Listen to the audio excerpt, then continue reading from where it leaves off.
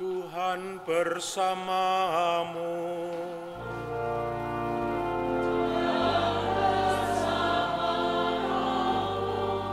Inilah Injil suci menurut Yohanes.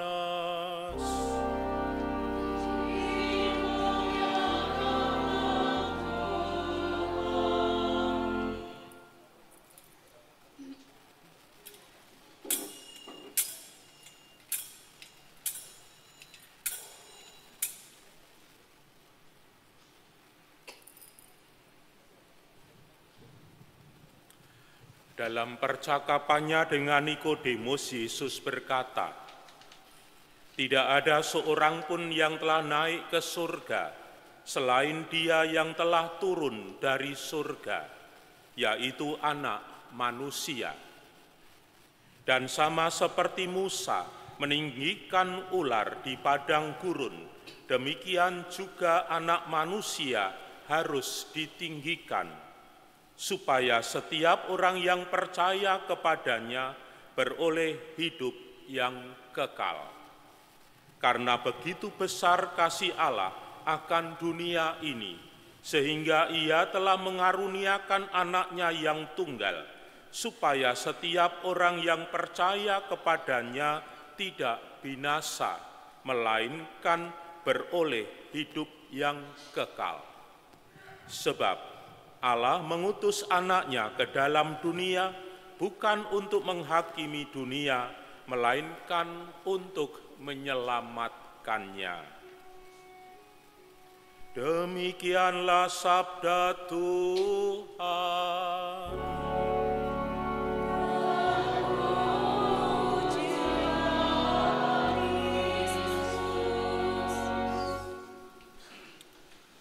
Bapak, Ibu, teman-teman muda, adik-adik yang dikasihi Tuhan, hari ini Gereja Kudus merayakan pesta kemuliaan salib suci. Kalau kita berbicara mengenai salib suci, khususnya salib, biasanya salib itu dipahami sebagai penderitaan. Maka kalau Anda sakit, Anda gagal, Anda punya masalah, biasanya yang muncul ungkapannya apa? Aku memikul salib. Apakah betul salib hanya Anda pahami sebagai penderitaan? Bahwa salib bukan hanya sekedar tanib, bukan hanya sekedar tanda penderitaan, tetapi lebih yaitu merupakan tanda kasih Allah yang tak terbatas. Dan kasih Allah itu nampak dalam diri Yesus yang wafat dan bangkit. Dan inilah keselamatan. Maka kalau misalnya sekarang Anda memakai kalung salib, apakah kalung salib itu hanya sekedar aksesori? Atau di balik kalung salib itu Anda memaknai bahwa saya yakin, saya sadar bahwa salib yang aku kenakan ini adalah tanda kasih Allah. Maka jangan pernah malu menunjukkan salib di hadapan banyak orang. Termasuk kalau Anda diajak berdoa bersama, mari berdoa menurut keyakinan agama masing-masing. Kira-kira apakah Anda juga membuat tanda salib di hadapan banyak orang? Jangan-jangan tengok kanan, tengok kiri, malu, lalu akhirnya membuat tanda salib di dada yang kecil ini. Lalu apa makna salib Tuhan untuk kita? Maka Bapak Ibu, saudara-saudari, karena salib adalah tanda kasih Allah yang diberikan kepada kita, ternyata salib itu pula menjadi tanda kasih Anda kepada sesama. Maka mari kita lihat tayangan di depan Anda masing-masing.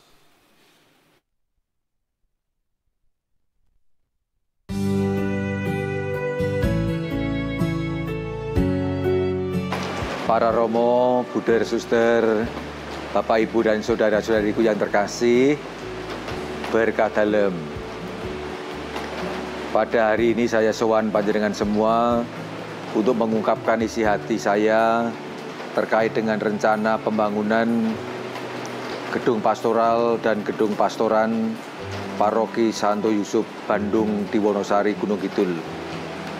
Seperti kita tahu bahwa masyarakat Paroki Santo Yusuf Gunung Kidul ini adalah masyarakat yang sederhana, namun mereka semua mempunyai cita-cita, mempunyai angan-angan untuk memiliki gedung pelayanan pastoral yang memadai.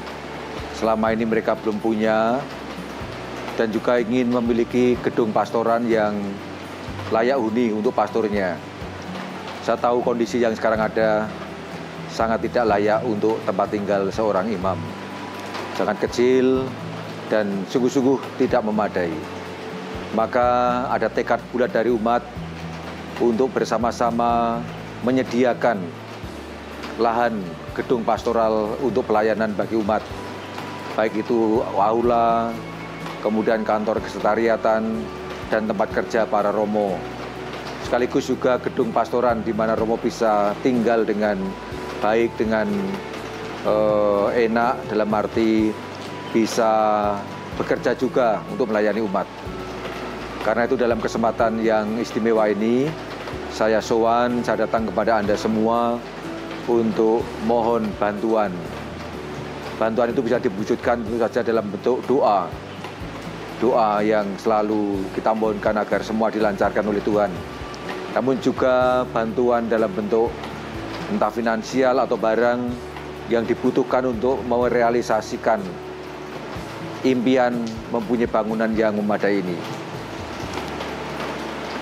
Beberapapun bantuan Anda pasti sangat menggembirakan kami semua dan bisa menopang seluruhnya.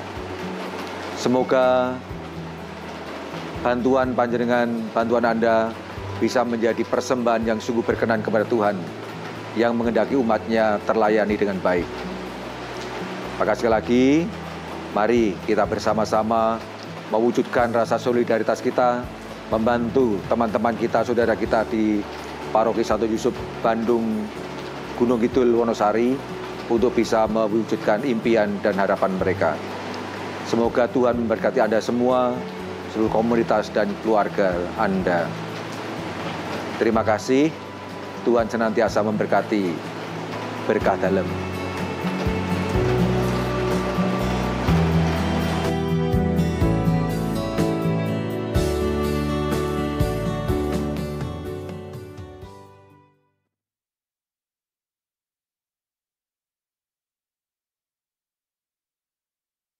Penderitaan, lalu saya juga bisa berkata, aku lagi memanggul salib.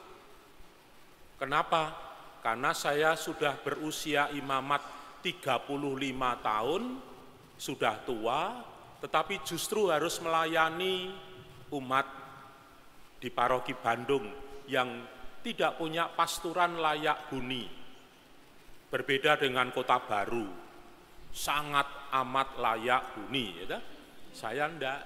Maka saya bisa berkata, aku sedang memikul salib Tuhan. Enggak, saya tetap bersemangat. Sudah 2 tahun saya melayani umat di Paroki Santo Yusuf Bandung dengan jumlah umat 3.200 dan jarak tempuh yang paling jauh 40 km di daerah Panggang. Mungkin kalau Anda pernah dolan ke pantai selatan lewat Imogiri, pasti akan lewat Panggang. Itu medan yang harus saya lakukan, dan saya 2 tahun ini sendirian. Padahal sudah tua. Baru mendapat teman tanggal 29 Juli yang lalu. Maka saya ingin mengetuk hati Anda, biarlah kami para imam bisa menikmati pasturan yang layak huni. Kamar saya sebagai pastor paroki hanya 2 kali 3. Untung belum 2 kali 1. Ke kiri kena tembok, ke kanan kena kursi, ya karena hanya 2 kali 3. Maka kami berharap bahwa Anda mau berbela rasa dengan kami, supaya pastoran itu nanti bisa jadi, meski setelah jadi prasetyo pindah, maka saya hanya menyiapkan tempat untuk para pastor yang menggantikan saya, karena saya sudah tua, saatnya harus berhenti menjadi pastor paroki. Maka saya mengedarkan amplop bersama dengan brosur berwarna biru. Amplop itu bisa diisi, silakan sithik ora ditampik, akeh saya pikoleh. Sedikit puji Tuhan, banyak haleluya. Mudah-mudahan saya bisa berkata haleluya, karena Anda berbaik hati kepada kami. Kalau tidak hari ini, tidak apa-apa, silakan transfer melihat brosur berwarna biru, dan rekening itu atas nama PGPM, bukan atas nama pribadi, maka pasti aman. Itu yang pertama, nanti silakan amplop diserahkan ke teman-teman saya di luar. Yang kedua, saya juga membawa makanan khas Gunung Kidul. Mari berlomba untuk mendapatkan walang goreng. Itu kekhasan paroki Gunung Kidul, walang goreng.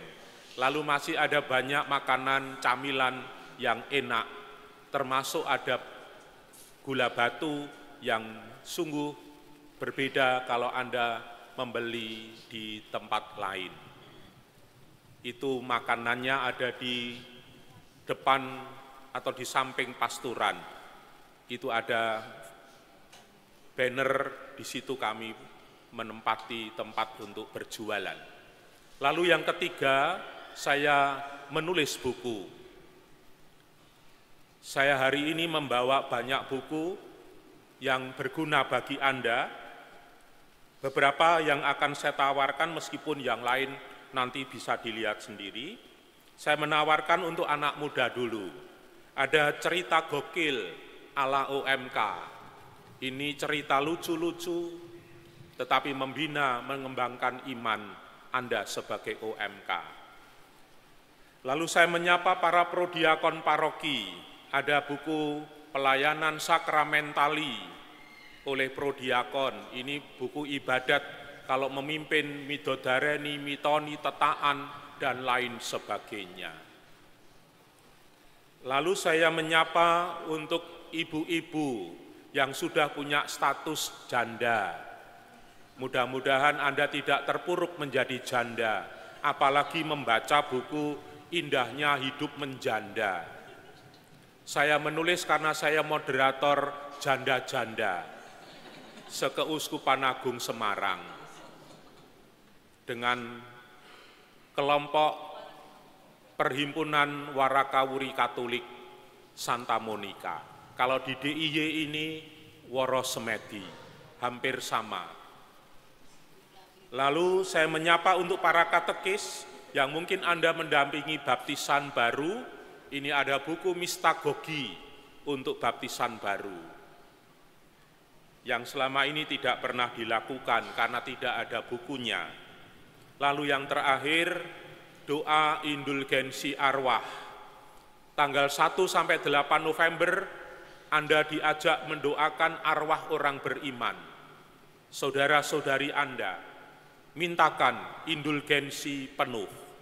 Kalau tidak, di luar tanggal ini tetap bisa dengan memintakan indulgensi sebagian. Nah, masih banyak buku yang lain, silakan dinikmati.